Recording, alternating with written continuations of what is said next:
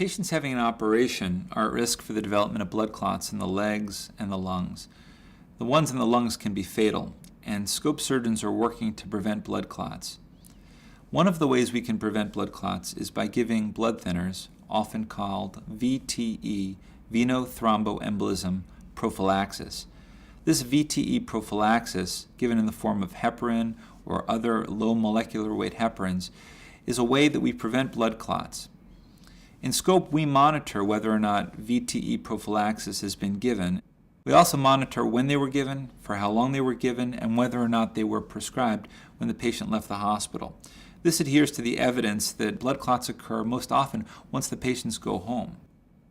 These measures are in parallel to the surgical care improvement process that's advocated by Medicare, a pay-for-performance initiative that has already decided that hospitals and surgeons should be using blood thinners. SCOAP is not reinventing this debate. What SCOAP recognizes is that hospitals that work on blood thinners after discharge decrease the risk of blood clots. When you look at a SCOAP report and find that your hospital is underperforming in any of those three areas, you and your hospital should create a multidisciplinary team that can work on getting more blood thinners to the patients at the right times.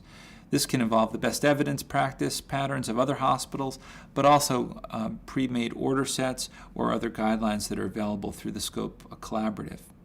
When talking to surgeons, it's important to recognize that some of them may have strong feelings about avoiding blood thinners because of the risk of bleeding. They should know that SCOAP is monitoring for bleeding events and has not found an increase in bleeding when blood thinners are used appropriately.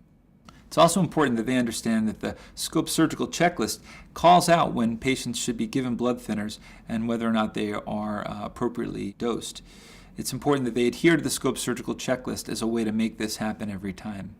When talking with administrators about underperformance on these measures about VTE prophylaxis, it's important that they recognize that VTE prophylaxis is really a pay-for-performance metric.